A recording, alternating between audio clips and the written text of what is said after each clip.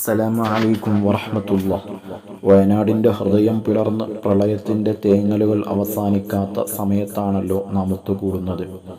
പ്രളയം ഏൽപ്പിച്ച മുറിവിൻ്റെ ആഴങ്ങളെക്കുറിച്ച് ഓരോ നിമിഷവും നമ്മൾ കേട്ടുകൊണ്ടിരിക്കുകയാണ്. എന്നേക്കും നഷ്ടപ്പെട്ടുപോയ ഒരു ഗ്രാമം, എവിടെയെന്ന് പോലും അറിയാതെ നമ്മെ വിട്ടുപോയ കുറേ മനുഷ്യർ, വിലാസം ഒന്നും അറിയാതെ നമ്മുടെ കയ്യിലെത്തപ്പെട്ട മൃതശരീരങ്ങൾ, പാലൂട്ടിക്കൊണ്ടിരുന്നപ്പോൾ ഒലിച്ചുപോയ പ്രിയപ്പെട്ട മാതാവ്, മാറിൽ നിന്ന് ഒലിച്ചുപോയ ചോരമക്കൾ, കെട്ടിപ്പിടിച്ച് ഒരുമിച്ചിരുന്ന് അവസാന നിമിഷങ്ങൾ എണ്ണിയ സഹോദരങ്ങൾ. അങ്ങനെ നീളുന്നു ആ ചിത്രങ്ങളും രംഗങ്ങളും. മരണപ്പെട്ടുപോയവർക്ക് സ്വർഗവും ശേഷിക്കുന്നവർക്ക് ക്ഷേമവും അല്ലാഹു നൽകട്ടെ. ഒരു ദേശത്തിൻ്റെ എല്ലാം നഷ്ടപ്പെട്ടതിനെക്കുറിച്ചുള്ള നൊമ്പരങ്ങൾ പങ്കുവെച്ചു കൊണ്ടിരിക്കുമ്പോൾ പ്രളയം നൽകുന്ന ചില പാഠങ്ങൾ കൂടി നമുക്കറിയാനുണ്ട്. എല്ലാം മറന്ന് മറ്റുള്ളവർക്ക് വേണ്ടി ചാടിയിറങ്ങിയ സന്നദ്ധ സേവകരായ പ്രിയപ്പെട്ടവർ, നമ്മുടെ SOSൻ്റെ സാന്ത്വനം വളണ്ടിയർമാർ അടക്കം ആയിരക്കണക്കിന് നല്ല മനുഷ്യർ.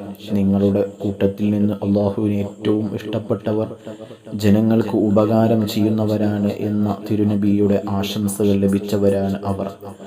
ഉപജീവനോപാധികൾ പോലും മറന്ന് സേവന വഴിയിലേക്ക് ഇറങ്ങിയ പ്രിയപ്പെട്ടവർക്ക് വേണ്ടിയും നമുക്ക് പ്രാർത്ഥിക്കാം. അള്ളാഹു അവർക്ക് എല്ലാവിധ അനുഗ്രഹങ്ങളും നൽകട്ടെ. സമ്പത്ത് കൊണ്ടും ശരീരം കൊണ്ടും അവശരർക്കൊപ്പം നിന്നവർക്ക് അള്ളാഹു സർവ്വവിധ സന്തോഷങ്ങളും നൽകട്ടെ. നമുക്ക് ചില വിചാരങ്ങൾ നൽകാൻ വേണ്ടി കൂടിയാണ് അള്ളാഹു ഇത്തരം പ്രതിഭാസങ്ങൾ അവതരിപ്പിക്കുന്നത്.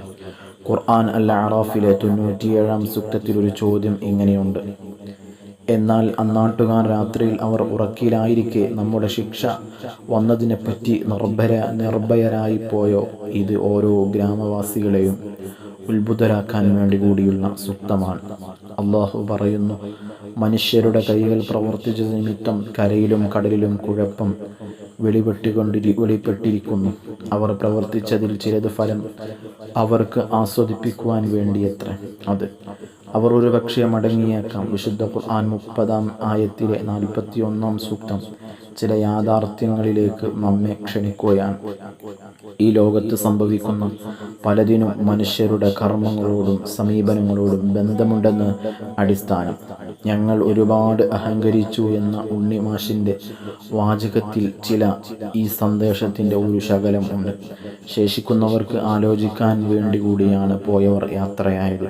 കേരളത്തിൻ്റെ കാലാവസ്ഥകൾ തെറ്റിയും മറിഞ്ഞും മഴയും ചൂടും ശക്തമായി കൊണ്ടേയിരിക്കുന്നു. പാഠം ഉൾക്കൊള്ളേണ്ടവർ ഉൾക്കൊള്ളാത്ത പക്ഷം കാലത്തിൻ്റെ നാളുകൾ എന്തായിരിക്കുമെന്ന് നാം ആലോചിക്കേണ്ടതുണ്ട്.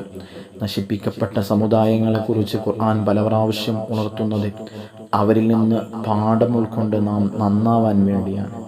നമ്മുടെ ഉള്ളിലേക്ക് ചില ബോധ്യങ്ങളും ശരിയായ വിചാരങ്ങളും ഇനിയെങ്കിലും ഉണ്ടാവട്ടെ.